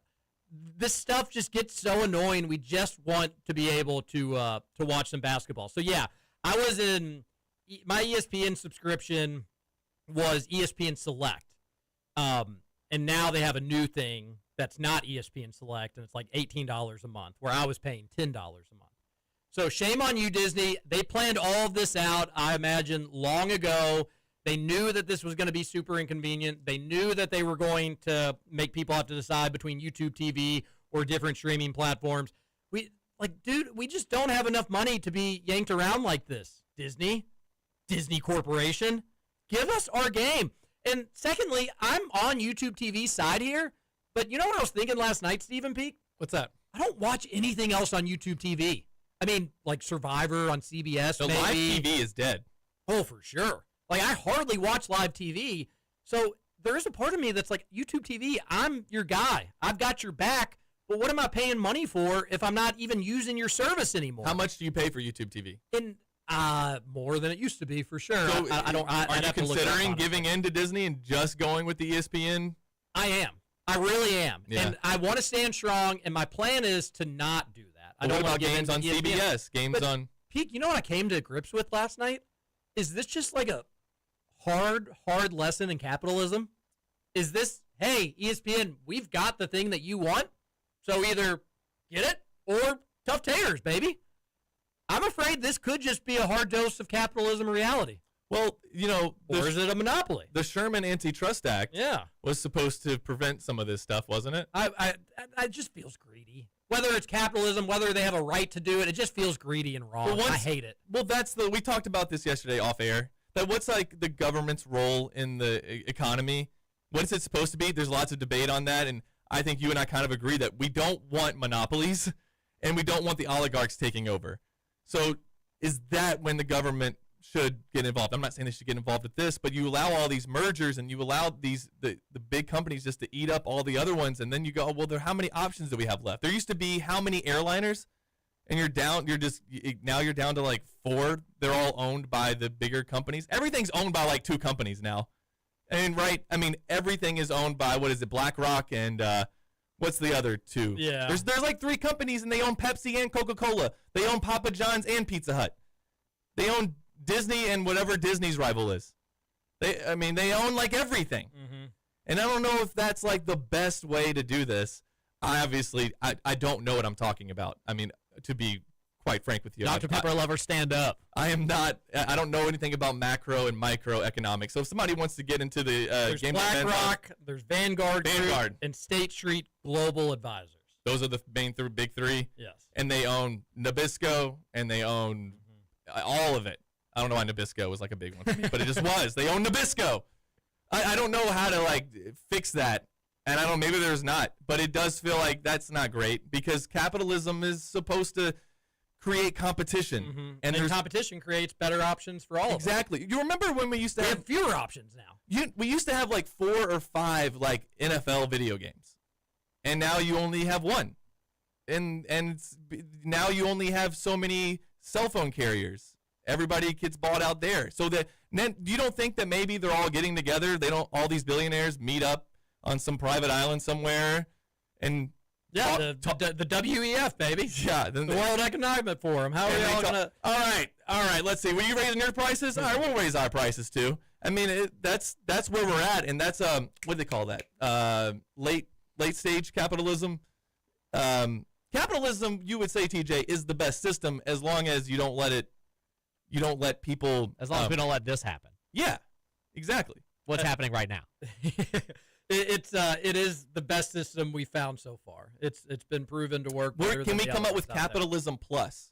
It's capitalism, but we just don't let oligarchs take over. Yeah, capitalism network plus.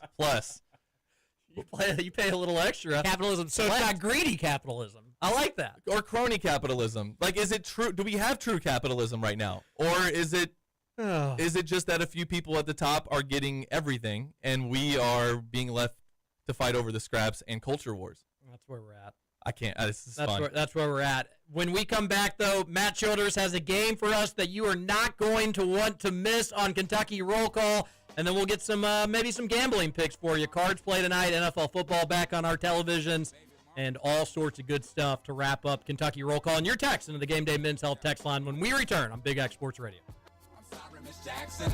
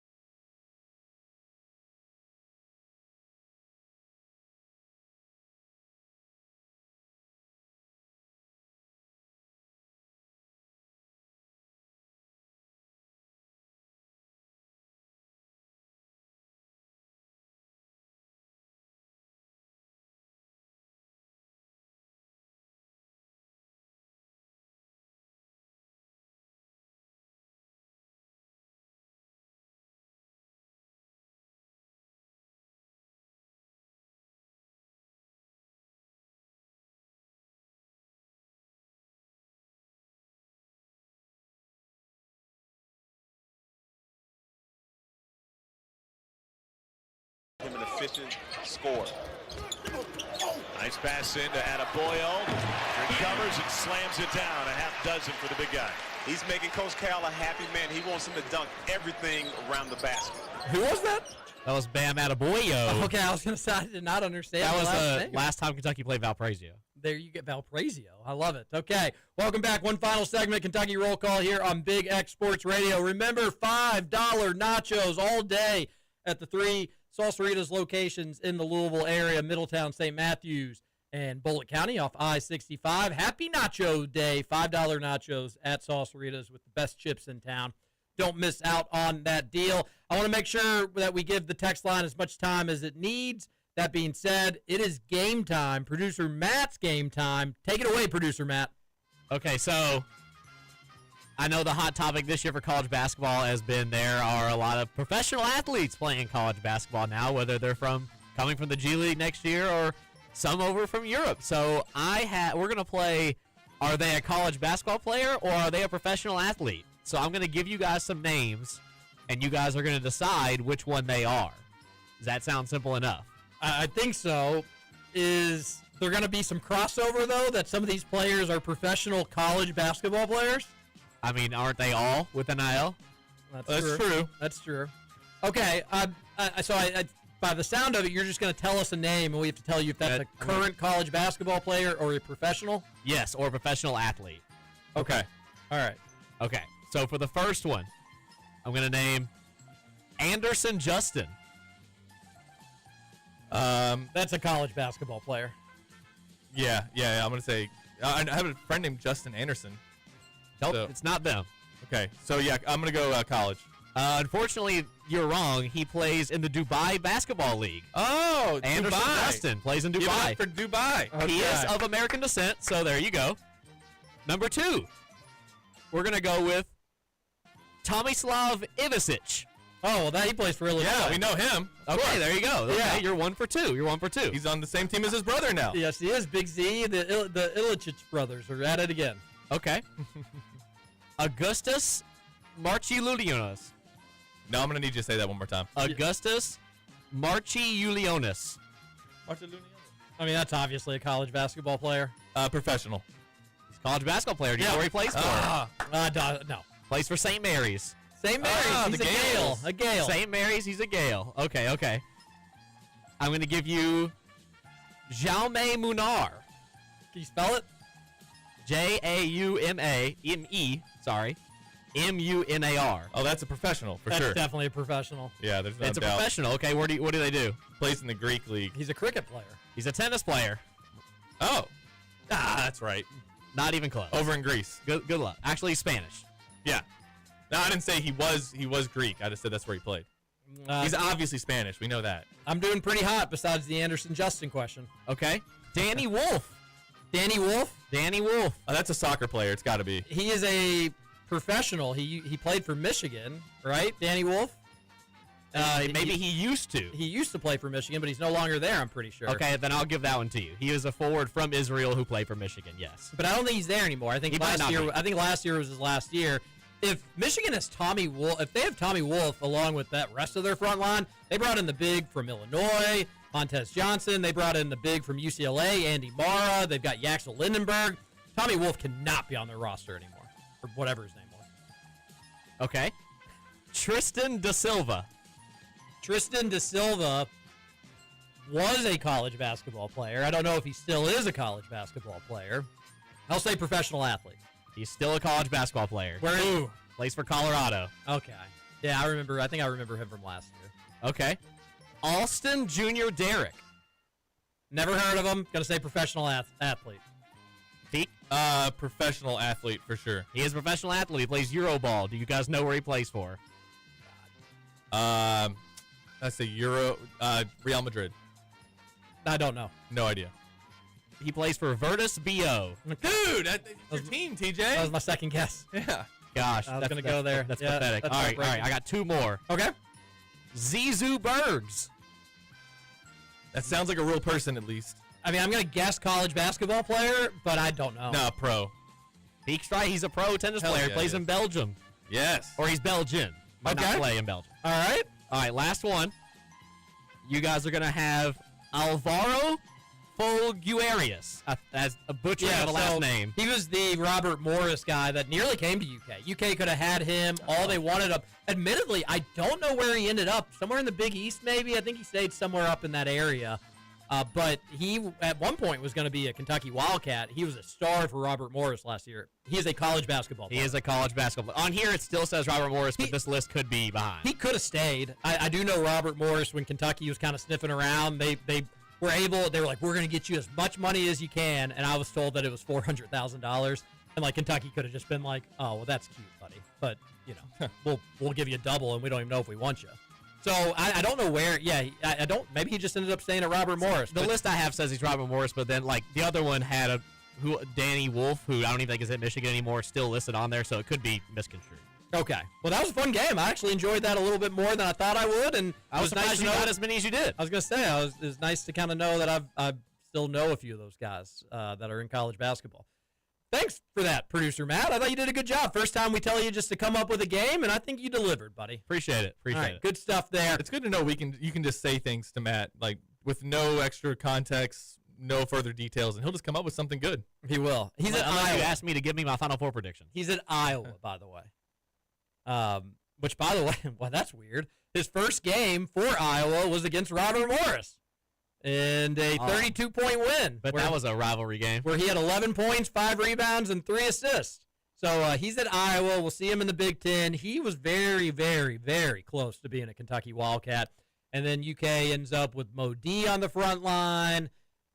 They get Brandon Garrison back. They bring in Yelovich as well.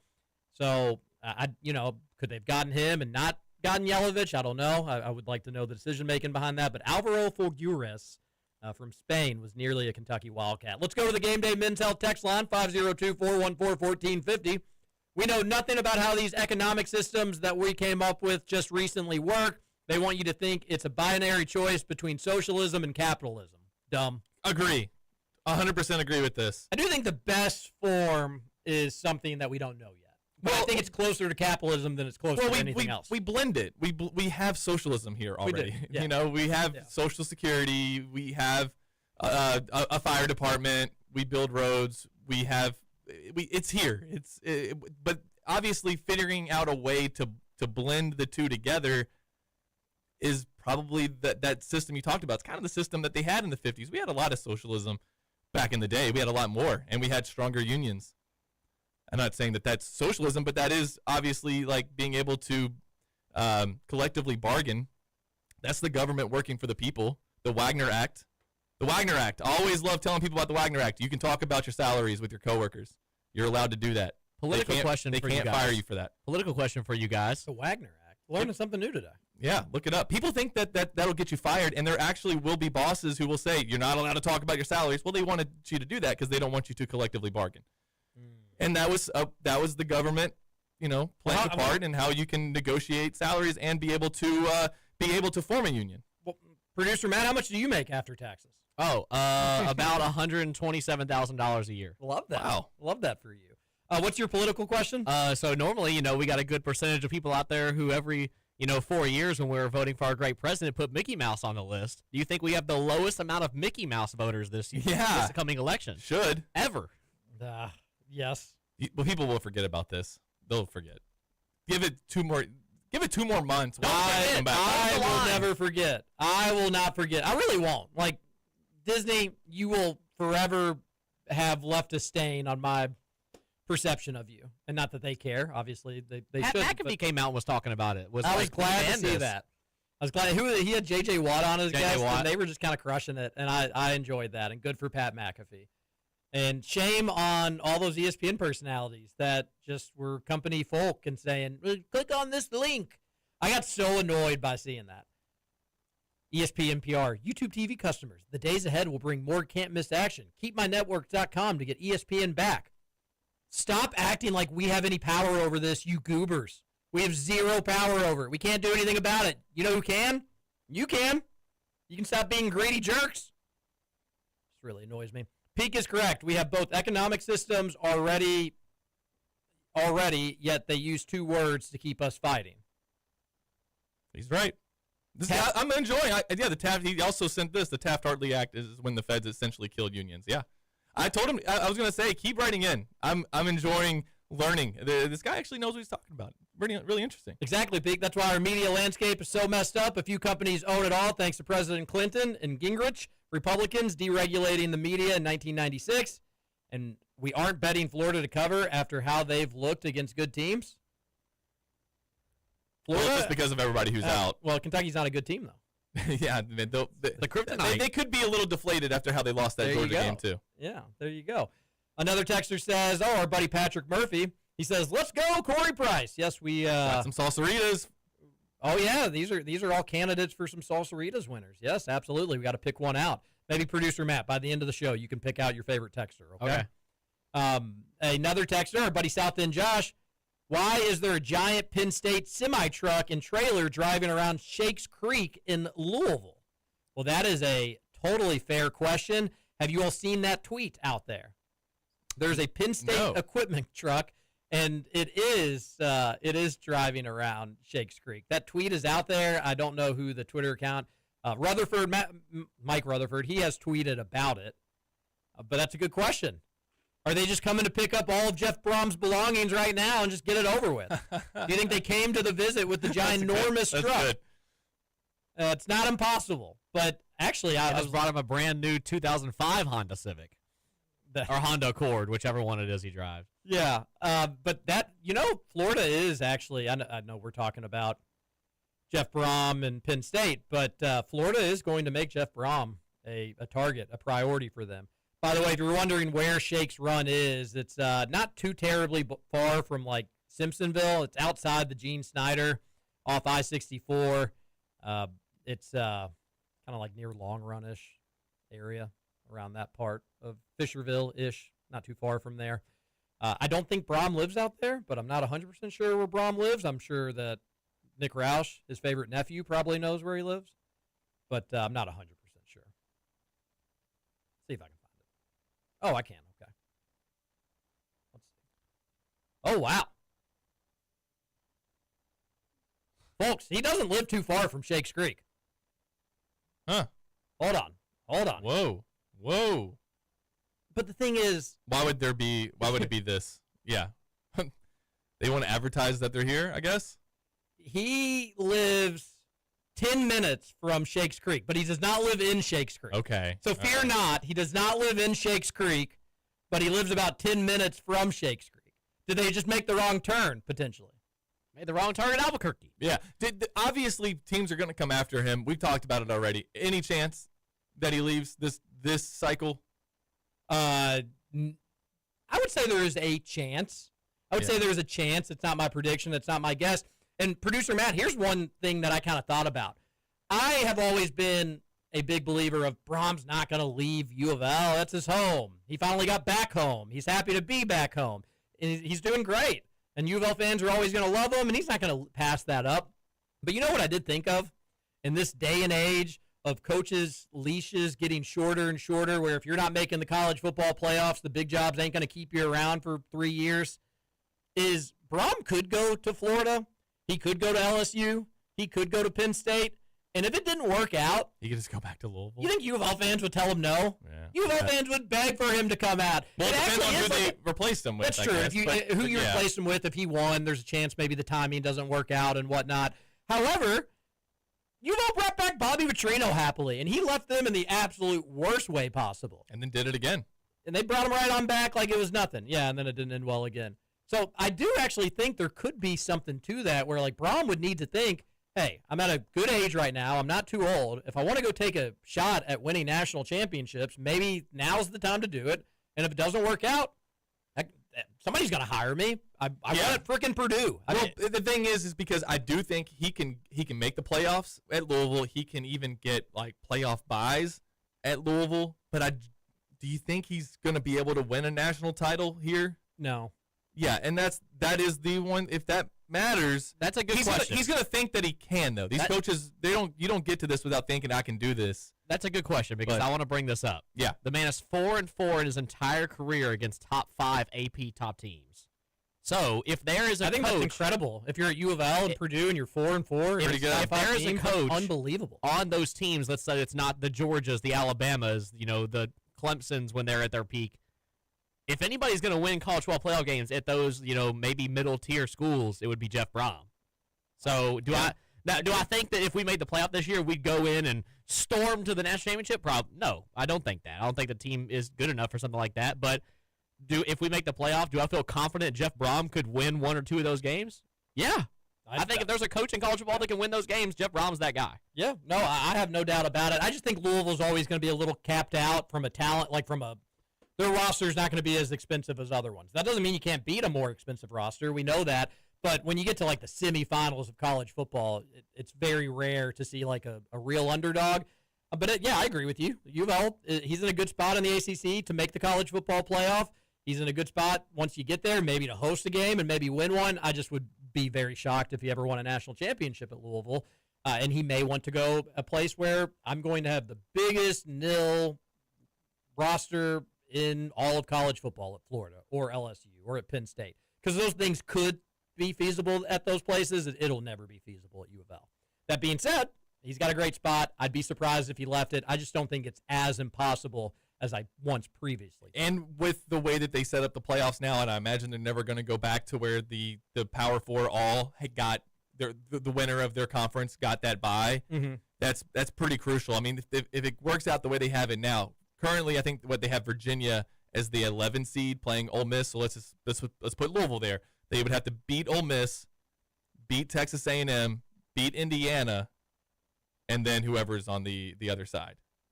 When you look at it like that, it's not totally impossible. The national champion last year went through the first round. Yeah. So I don't know. I mean, maybe depending on your draw. I mean, I'm undervaluing Indiana because they're of logos. I mean, I'm talking more down the road for Brom. I don't think this U of L team's all that great. I'm not doing that to rivalry or smack talk or anything, but I watched them struggle with James Madison. I watched them be very fortunate to win that Pittsburgh game. And if they played that game again with Pittsburgh's new quarterback, I don't think they win it. They looked good against Miami, but Miami, holy smokes, they looked terrible on that one. They kind of sleptwalk at times against Boston College. They were down big against Virginia Tech. It's a credit to them for winning all these games, right, and coming back in some of them, but I'm just not blown away by their talent. I don't think their quarterback is anywhere near in the realm of Tyler Shuck from last year. They're hurt, they're injured, they're banged up. Their defense has been a very pleasant surprise. I don't really care about U of L, but if you're a U of L fan, I think you have to be really impressed with the defense. But Kentucky's not going to be a team that's going to light up the scoreboard anyway. So that Kentucky-Louisville game, if UK is going to win it, it's going to be in the teens or the low 20s. And I think that maybe that's a start that could happen. I think that could happen based on just what I've seen from U of L this year. I'll talk myself into it. I'm not trying to rivalry. U of L's probably going to go to the college football playoffs, and I would love to be in their position. I just don't think this is going to be the year that Brom's actually going to compete for a title. I think that's 100% fair. I've said that before. I'll say it again this year. Louisville's the better football program right now. They have been for, you want to say 3 years, TJ? I mean, Kentucky beat them in 23, but they were ranked 10th. They got to play in their conference championship, so they played an extra game than Kentucky did. Yeah, I mean, if I was a Louisville fan, I'd love where my program was at. And as a Kentucky fan, I don't love where my program is at. So yeah, but I do agree with you though. I'm going to talk myself into Kentucky winning that game when it comes around. If they beat Florida, I will get excited about that game. And Louisville will be favored, and they probably should win that game, right? If you're on the verge of a college football playoff, you should beat a 5-6 Kentucky team. However, beat Florida. Give us that opportunity. That would be a blast. A texter says, fellas, check out these predictions. I didn't like them. I don't like them. Florida 31, Kentucky 6, and the basketball game, UK 72-65. Say, guys, I'm a Louisville fan, but IU's team looked better. What do you all think? All right, so U of L fan thinks Kentucky's going to get smacked by Florida and narrowly beat Valpo. And Indiana looks better.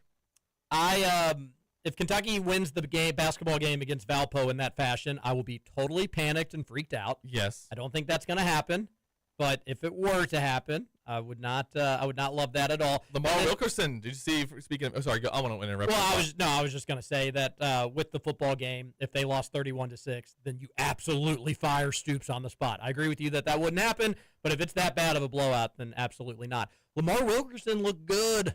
He did. Good shooter. He's shooting 40% from 3 this year. 4 of 10 yesterday. He didn't want to. Wasn't won over by Keeneland. What's up with that? You know, it's, as a basketball player, I'm sure the thing you're focused on the most is where can I go to bet on horse racing? I'm sure that's what they all care about. Yes, exactly. Especially, there's no. But it's fine. Lamar Wilkerson played 27 minutes last night, scored 19, was 7 of 13 from the field. He's the guy that Kentucky IU, I hate saying missed this out on. because I hate the Hoosiers. They will be good. And that game at Rupp Arena will be an incredibly fun game with the style that IU is going to play and the style that UK plays. That and IU, I hate saying this, that could be a game that Mark Pope just kind of, I don't know, Mark Pope seems to drop some random ones here and there. I'm a little worried about that IU game. Kentucky's better than IU, but with the way that they shoot the ball and the way that offense is going to play, they're going to be better this year. Kentucky is a better team, but that's going to be a fun one. IU looked really good. I've missed that rivalry also. I have. You know, as a Kentucky fan in basketball, Tennessee was getting good, and that kind of helped, but you really didn't have a rival. We were trying to hate Auburn, but I can't, why would I hate Auburn? I mean, they were good for a couple years. They stink again. And there wasn't anybody on the schedule that you were just like, we have to win this game. It was probably Duke last year. I mean, Louisville to an extent, but I still looked at that as they felt so far behind Kentucky that I wasn't even concerned about it. Now you get Louisville, you get Indiana, you get North Carolina coming into Rupp again. I mean, I love where college basketball is at right now. It's going to be such a fun we year. need Indiana to be at least, I don't want them to be great, but we want them to be a respectable rivalry. It's what I said about Louisville. It wasn't fun, TJ, when Louisville sucked so bad that my Louisville friends checked out. You couldn't even talk trash because they weren't even watching the games. Mm-hmm. Yeah. I digress. No, yeah, and that was not the most fun time in the rivalry, but it's shaping up better right now. Any more text? For all those rivals. The Greta Thunberg text, which we got to there. That was a good one. A little bit ago. Cats Valpo tomorrow night, by the way. Evan Maikawa, the way that he sees that game unfolding, UK, he says, has a 99.2% chance to win. He thinks UK should be a 29.7-point favorite with an over-under of 154. So you're saying there's a chance. So Kentucky, I think, was like a 30-point favorite against Nichols. Evan's saying it's going to be a similar spread. What is our BBN United Together tournament update today? So it's the, the BBN United Tip-Off Classic presented by Kentucky Tourism. Yes, we do have the standings here for you. So Kentucky, obviously, in first place. Woo! Big Blue! Plus 26-point differential, TJ. That's huge. That's really going to help if this thing comes down to the wire there in the third round. It's coming in second, as we noted, as Valpo, who Kentucky plays tomorrow. So you might have a champion in the BBN Tip-Off Classic presented by Kentucky Tourism. Oh, sorry, Wow. BBN United. So you might already know or get a good idea for who the champion of this is going to be. I hope there's a net cutting ceremony. We're going to be celebrating it if Kentucky's able to pull this off on the rapid reaction. Now, that'll be next Friday because Kentucky will have to play EIU. EIU is in third place. They're 0-1 with a point differential of -3. And then, of course, Nichols 0-1, point differential of -26. But, TJ, I think we can win this whole thing. These are the banners Mark Pope's been talking about. The assignment will have been understood if you can pull off the next two wins against Valpo and EIU. I hope that they can do it. It'll be quite the celebration. I love how KSR is having fun with that. I think that's a... Last year it was the BBN Invitational. I don't know who it was presented by, but they had to beat Western Kentucky to do it, and that game was close, TJ. We were worried. We already had our BBN Invitational Championship T-shirts already printed. Oh, no. And we're like, we don't want this going somewhere overseas. No, you can't get ahead of yourself. They didn't call on it that the BB Invitational. They called it the BBN That's what we Invitational. thank That is you, Matt. horrible branding. Thank you. We said the same thing. Actually, on the broadcast the other night, in the Valpo game, they had it as the BBM, Big Blue Mation. Oh, Mation? The BBM, whatever that stands for. You get over there and help these dudes. This is awful. I know. It's one of the more prestigious November basketball tournaments Mitch Barnhart. that is hosted by Kentucky. Wake the hell up.